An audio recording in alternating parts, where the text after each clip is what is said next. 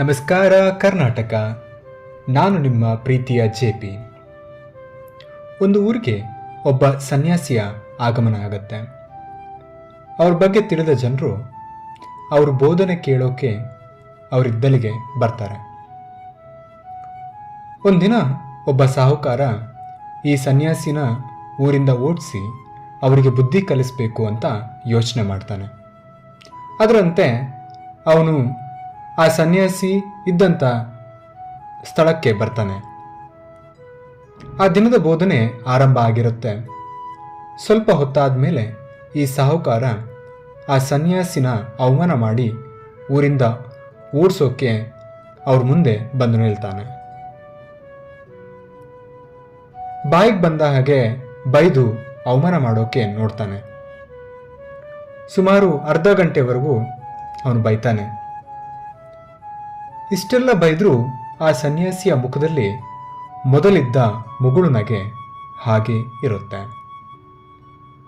ಇದನ್ನು ನೋಡಿ ಆ ವ್ಯಕ್ತಿ ಗಲಿಬಿಲಿಯಾಗಿ ಕೇಳ್ತಾನೆ, ಅಲ್ಲಯ್ಯ, ನಿಮಗೆ ನಾನು ಇಷ್ಟೆಲ್ಲ ನೋವಾಗೋ ರೀತಿ ಬೈದರೂ ನೀವು ನಗ್ತಾನೆ ಇದ್ದೀರಲ್ಲ, ನಿಮಗೇನು ಬೇಜಾರು ಅನಿಸಿಲ್ವಾ ಅಂತ ಕೇಳ್ತಾನೆ. ಅದಕ್ಕೆ ಆ ಸನ್ಯಾಸಿ ಹೇಳ್ತಾನೆ, ಇಲ್ಲ. ಈ ಸಾಹುಕಾರ ಬಹಳ ಗೊಂದಲಗೊಳ್ತಾನೆ.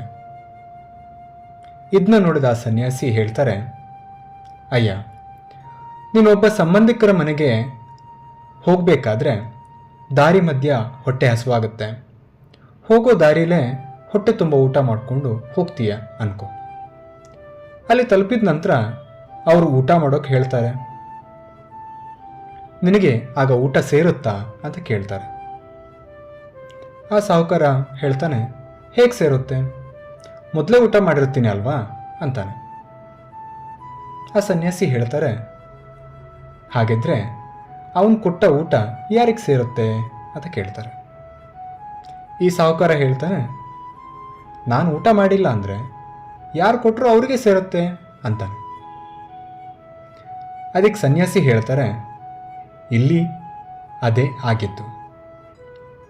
ನೀನು ನನ್ನ ಅವಮಾನ ಮಾಡೋದಕ್ಕೆ ಎಷ್ಟೇ ಬೈದರೂ ನಾನು ಅದನ್ನು ಸ್ವೀಕಾರ ಮಾಡಿಲ್ಲ. ನಾನು ಸ್ವೀಕಾರ ಮಾಡಿಲ್ಲ ಅಂದರೆ ಯಾರಿಗೆ ಸೇರುತ್ತೆ ಅಂತ ಕೇಳ್ತಾರೆ. ಆ ಸಾಹುಕಾರ ಚಿಂತಿತನಾಗ್ತಾನೆ.